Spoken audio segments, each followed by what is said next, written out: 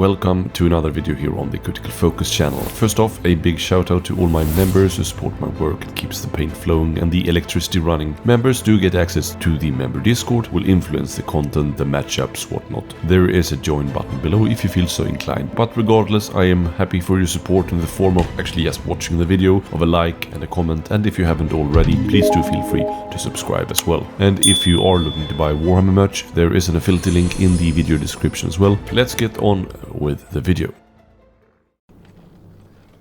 Between the mountains of the adamantine chain and the seething innards of the north stands the ravaged coast, not yet lost entirely to corruption, though it is a close-run thing. Here lie treasures still to be won by the daring and the mad. Death comes to the Great Parch, and it comes in the form of the rat. The hordes of the Skaven skitter and screech across the land, intent on transforming the Action heartlands into a reflection of their own vile souls. These sickle-shaped mountains of the adamantine chain form the last barrier against the ratmen's teeming masses and doomsday weapons. To the west lie the plains of Capillaria and Aridian, tainted but reclaimable, where mortal kind in forms foul and fair have sought to make something of a life. To the east is the Nor, a land near obliterated by a reality-shredding warpstone detonation, violated so completely that only the perfidious Skaven now make their lairs there. Spine-like land bridges echo to clashing steel and grisly slaughter. The plunging valleys of the chain are stained crimson with blood. The very rocks set ablaze with warp flame. It is harrowing. It is an apocalypse. Amidst the throes of insanity, there are nevertheless those alert for opportunity.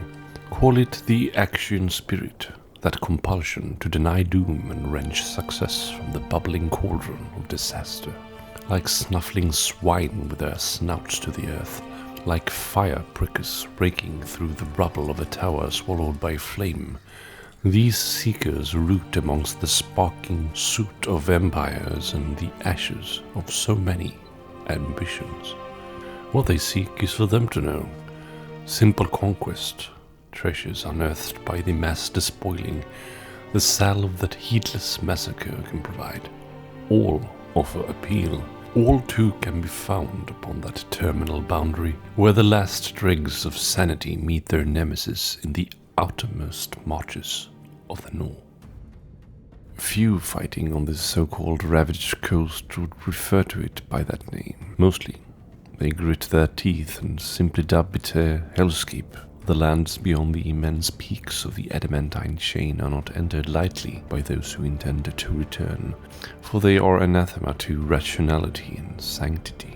When the cataclysmic energies of the Vermindoom wrenched the eastern half of the Great Parch into an appalling new form, the land cracked. Even at the western extremity of that blast wave, the earth stretched like it was set upon a torturous rack. Chasms and fissures ripped open, green fires raging within. Malignant waters flooded to fill the space, forming the coast. Warp winds carrying the tang of evil billowed around the shattered fleets and dunes of toxic dust, through the yawning mouths of sea caverns and across the ruins of empire. In defiance of all reasons, throngs and warbands still clash here. Some must be forgiven. They had no choice. Trapped by the Vermindoom's calamitous striking, they fight for salvation, to punish those who have despoiled their homes, or, perversely, for dreams of claiming lordship over this nightmarish dominion. Some trespassers are more pragmatic. The land's splintering does offer profit of a sort. Relics of mythic eras, previously buried beneath time-hardened layers of igneous sediment, have surfaced. Many are sources of knowledge and paths to power that one would never have dared take in saner days. But to deny any weapon in a time of crisis is a fool's play. So saith the eager searcher, even as their allies succumb to the Norse withering influence. Most valuable and coveted of all is Realmstone. The solidified stuff of magic has always abounded in the vicinity of the adamantine chain. The emergence of the ravaged coast now reveals deposits of these glowing crystals, enough to make one a king. Emberstone is prized as a power source, and for how it stokes a warrior's rage to an inferno.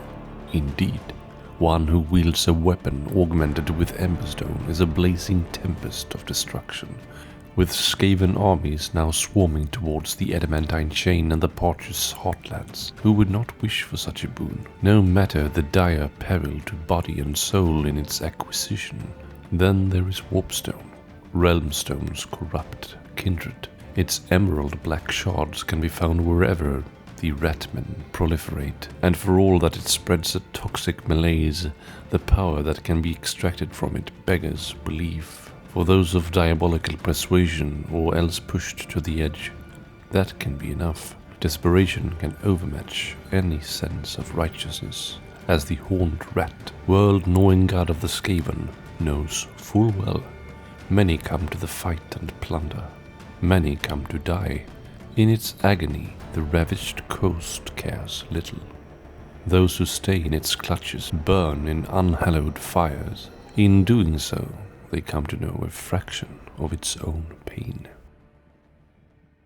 Once a stronghold of Khorne's worshippers, where they held gladiatorial games that shed so much blood that they tainted the earth, Hell's Claw was later consecrated by Sigmar's forces and rebuilt as a frontier outpost, like Ravaged Emberguard to the south, and Hell Crown in the archipelago on the Norse perimeter. It might have one day expanded to be a true city, had the Vermindom not shattered its walls and seen the Skaven overrun its ruins. The ruination chambers of Sigmar might have struck down the evil warp shatter bell erected there, but they have not dislodged the Ratman. The strategic value of Hell's Claw lies in its position and its resources. It stands beyond the adamantine chain as a fine beachhead from which to assault the Gnaw, while clusters of both Emberstone and accursed Warpstone glow with arcane vigor across its beaches. The Skaven are not blind to this vulnerability, nor to these prizes. Countless clawpacks are sent into the meat grinder. Bulbous warpstone mines drift in the surrounding waters, while Ysails and rattling gunners keep watch from rickety perches. Still, armies of every stripe flock to fight here, seeing gore mat the ground in abundance once more. Listen to many of the grotesque legends of the Great Parch and you will hear of Brazen Skull volcano. To this cyclopean pillar of rock and flame were drawn bloodbound by the score, kin in murderous kind to the furious mountain. With 8,000 gory sacrifices, they desecrated the volcano. In so doing, they deified it. Whatever magmic magic lay at its heart was transmuted to boiling liquid cartilage and molten brass. Its basalt flanks were transformed into a shell-like encrusting of bone, and for centuries the worshippers of Khorne paid it tribute. They piled trophy weapons imbued with raging emberstone upon it and shed the blood of foe and ally in abundance. Even the legendary Korgoskul is said to have battled in the volcano's wrathful shadow. It is testament to the Skaven's malignancy that they managed to further pollute even an edifice as vile as Brazen Skull volcano. The forces that cascaded from the Norse traumatic birth were too much even for its dire soul. Its fires burn green and uncanny while its bone skin has turned brittle and brown. Skaven plague acolytes come seeking scraps of the volcano's dissolving hide to blend into their profane brews. The Emberstone armory assembled by the bloodbound remain. Though these weapons have drunk their share of evil, it might be possible to prize out the Realmstone within or take them outright, if one dares. Not all the inhabitants of the eastern Parch stood slack-jawed and waited for the end. When the Gnaw waxed strong, many mortals began a mad dash to what was presumed to be the safety of the coast. It availed them less than nothing. as the bells of the Skaven screamed out doom. Sleek cutters and imposing galleons attempting to make good their escape either were dashed to ruin and sunk, smashed into each other, or ran aground as the waters churned. Those who staggered free of the boiling waves fell on one another in a mindless and rabid frenzy as the unleashed magic warped them into rat-like mutants. These vessels now form an Oaken Boneyard. Their carcasses float upon the toxic tides or are washed into the many caverns that yawn wide all along the ravaged coast. In truth, it makes for a grim, sorry sight, a monument to broken dreams and mortal panic. The sort of emotions the Skaven feast upon. Things prowl among the jutting spars and tattered sails. Some are ratmen, some the twisted approximations thereof created by the Norse magic. Others are twist-spined cannibals, or more rarely, warbands hunting for treasure or traces of lost kin. When the acidic waters rise high, though, all are forced to scramble to safety, or meet a swift and messy demise. There is an ageofsigmar-fearing soul who doesn't know the name Burning Bridge. A swollen isthmus that trails into whipping tails of land. It keeps the magma fjords of the north from the polluted inland seas that boil along the ravaged coast. In places it collapses into lava-spewing geysers or fields of incandescent tar that readily ignite and give the bridge its name. Yet Burning Bridge is primarily famed as the place from which the Skaven attack the north in their multitudes, and the place where Sigmar's forces, under no less a commander than Bastian Carthalos, lord and master of the first forged host, have bitterly repulsed them twice. Though the Stormcasts led these twin victories, they did not do so alone. Free-guilders stood lock-shield beside them, while the fire-slayers of the Hemdar Lodge marshalled without expectation of reward. In the eyes of Sigmar's faithful, they are martyrs all. Flagellants and pilgrims brave fraught journeys to kneel before makeshift shrines at Burning Bridge and pledge themselves to the defense. Their road is bedeviled by the ironclad hosts of the Scavenge Kings, sword-sworn of chaos plunderers of ancient technologies. The Skaven, meanwhile, watch carefully. A third battle beckons, and any potential weakness is to be exploited. In these early days of the Hour of Ruin, the grandest fighting rages around the most obvious choke points. Land bridges, spearing peninsulas, fat-bodied islands. These are where the balance of momentum and triumph will be decided in the conflict's first shudderings. Yet for most roaming along the coast, these battlegrounds are places to be avoided. Instead, they take to the fragmenting strip of land that has given the ravaged coast its name. Many do so in search of emberstone riches and unearthed weapons that might tip the scales in their favor. They certainly do not do so to extend their own lifespans.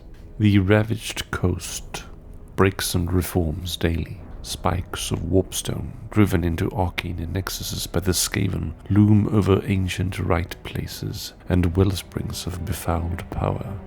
The seas have turned to unnatural acid, ripping away chunks of land and smashing it to silt. Travelers seek refuge in the many-fang-mouthed sea caverns, turning them into defensible redoubts. But the taint of the Nor is insidious, and hunkering down grants it opportunity to fester. These caves are liable to collapse, burst open into a lava channel, or be suddenly flooded by the vile tides. A sounder strategy is to shelter for a short while before moving on, outpacing the foulness on the air. But rival warbands are unlikely to simply share caverns they have claimed as their own. Named for the ambitious grazier who decided to raise a warren city at a hotspot of violent tremors, Chakrik's Folly was long a blight on Akshi, albeit one racked by infernal strife. Few had any inkling that within its deep-delved laboratories the Skaven labored to bring about the doom of all, fashioning warpstone crystals and huge brass machines to unravel the lattice of worlds. Only the Dark Oath clans of the neighboring snow peaks realized the threat, and led by the famed warlord Gunnar Brand, they sacked the city. But they were too late to halt the vermin doom. Perhaps ironically, Chakrik's Folly is now a militarized shadow of its former self. No doubt its population still teem in their tens of thousands, but the Norse emergence has seen many clans move to those more warped expanses. The Skaven that remain are on the defensive against Sigmarite incursions and vengeful Dark Oath tribesmen. This is just as well for the denizens of the Great Parch, as Chakrik's Folly would be a fine place from which to assault the adamantine chain from the south. The Ravaged coast lies nearby, and if the masters of the Warren City hear tell of some advantages to claim there, they will surely send lickspittles to claim it.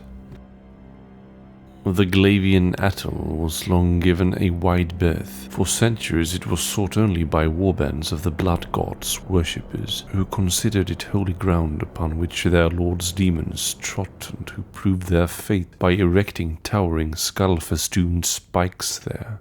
In doing so, they imbued the earth with evil and gave the isle its enduring name of Hell Crown. Yet Sigmar had marked the site for reconquest. Through geomancy and electrokinesis, the God King's servants compelled the volcano at the island's heart to erupt, wiping out the bloodbound there and destroying the corrupt realm gate through which the cornate demons had emerged. Mortal settlers then raised a city upon hastily reconsecrated ground. For 3 years it stood as a testament of righteous hope. Though not within the Nor, Hell Crown was at the edge of its cataclysmic blast. Much of its soil has turned to mutagenic slime, and channels of liquid warpstone now run through the surrounding seas, but the city is still defended by holdout hosts of stormcasts and free guilders, for it may yet be a key stronghold against the Skaven invasion. Other great powers are not blind to this. They sail to the atoll, seeking to influence the struggle one way or another.